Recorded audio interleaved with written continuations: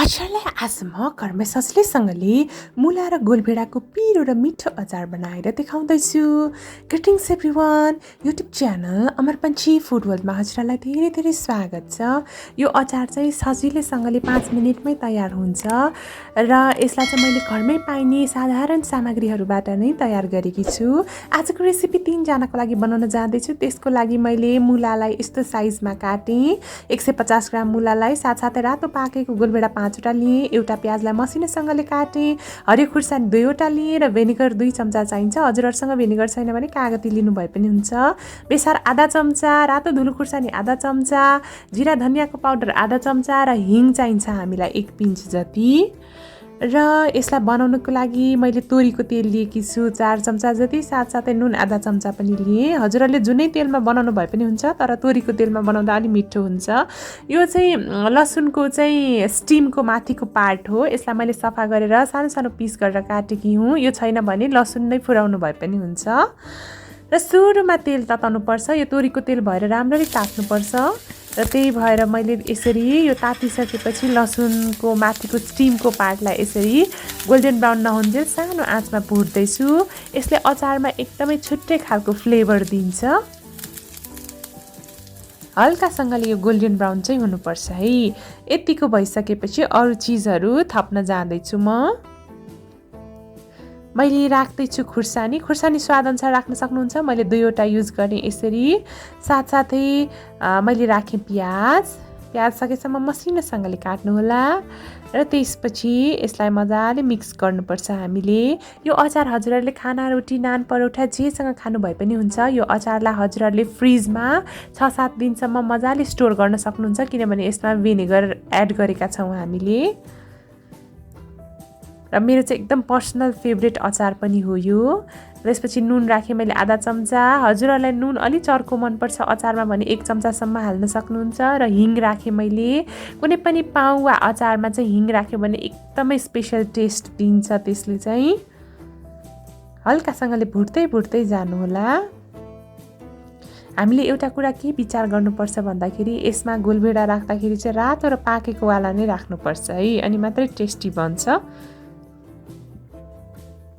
अब भने यसमा म गोलभेडा एड गर्न जाँदैछु। मैले चाहिँ रातो धुलो खुर्सानीमा चाहिँ जिरे खुर्सानीको धुलो युज गरेकी छु। हजुरहरूले जुनै युज गर्नुभए पनि हुन्छ। यो एकदम पिरो पनि हुन्छ। र साथसाथै बेसार युज गर्दैछु र जिरा धनियाँको पाउडर पनि राखेँ मैले। हुन त खासै अचारमा जिरा धनियाँको पाउडर युज गरिँदैन र हजुरहरूलाई मन पर्दैन भने नराख्नु भए पनि हुन्छ। भेनिगर पनि राखेँ, तर मलाई चाहिँ जिरा धनियाँ युज गरेको मनपर्ने भएर मैले राखेँ। अब यसलाई चाहिँ हामीले मसला र तेल नछुट्टुन्जेल मजाले पकाउनुपर्छ है। त्यसको लागि चाहिँ 3-4 मिनट जति लाग्न सक्छ। मिडियम फ्लेममा छोपिकन बेला बेलामा चलाएर पकाउन सक्नुहुन्छ हजुरहरूले। गोलभेडा चाहिँ राम्ररी पाक्नुपर्छ है। कुनै पनि ग्रेभी मिठो हुनुको लागि चाहिँ गोलभेडा चाहिँ एकदम राम्ररी पाकेको हुनुपर्छ र तेल र मसला यसरी छुट्यो भने मात्रै मिठो हुन्छ। यसलाई अझै एकैछिन पकाउँदैछु। यसो गऱ्यौँ भने चाहिँ हत्तपत्त अचार बिग्रदैन पनि। यसमा मोइस्चर एकदमै कम हुन्छ। यतिको भइसकेपछि मुलालाई एड गर्दैछु मैले। र मुला एड गरिसकेपछि 1 कप र आधा कप अथवा 1.5 कप पानी पनि हाल्दैछु म। र छिट्टो मिठो सजिलैसँगले तयार हुन्छ यो अचार चाहिँ। 5 मिनटमै पनि तयार हुन्छ। यसलाई चाहिँ अब पानी राखिसकेपछि पनि हामी चाहिँ 2-3 मिनट मजाले पकाउनुपर्छ। यो बाक्लो नहुन्जेल हामीले मजाले पकाउनुपर्छ है। थोरै धनियाँको पत्ता हाल्न सक्नुहुन्छ। र मलाई चाहिँ यो हालेको मुलाको अचार भन्दा पनि यस्तो अचार एकदमै मनपर्छ, किनभने छिट्टै पनि बन्छ र एकदम टेस्टी पनि हुन्छ। र तेल पनि धेरै युज गर्नु पर्दैन यस्तो खालको अचारमा चाहिँ हामीले। हजुरहरूले यसमा सोया सस पनि एड गर्न सक्नुहुन्छ, तर मैले चाहिँ राखेकी छैन।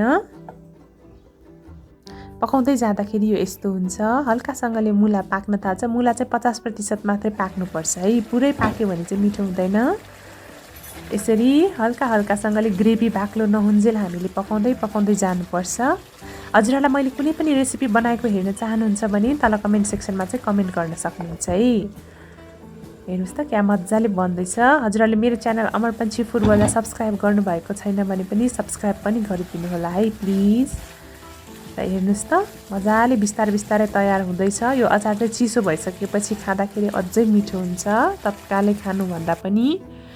त्यसपछि लास्टमा मैले धनियाको केही पत्ताहरूलाई राखेँ र यसलाई मिक्स गर्दैछु र हाम्रो एकदमै अमिलो पिरो ट्वाक्क परेको अचार रेडी भयो। हजुरहरूलाई म सर्भ पनि गरेर देखाउँदैछु र टेस्ट गरेर पनि देखाउँछु है त।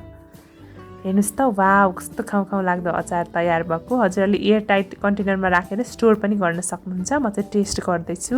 मलाई चाहिँ अचारहरूको हरियो खुर्सानी एकदमै मनपर्छ।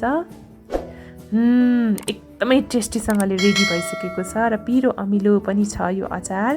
आजको रेसिपी हजुरहरूलाई कस्तो लाग्यो? मन पर्यो भने भिडियोलाई लाइक कमेन्ट र सेयर गर्न नबिर्सिनुहोला। साथै मेरो च्यानल अमरपन्ची फुड वर्ल्डलाई सब्सक्राइब गरिदिनु होला। Thank you so much for watching. Have a nice day. Happy cooking to all of you. Bye by.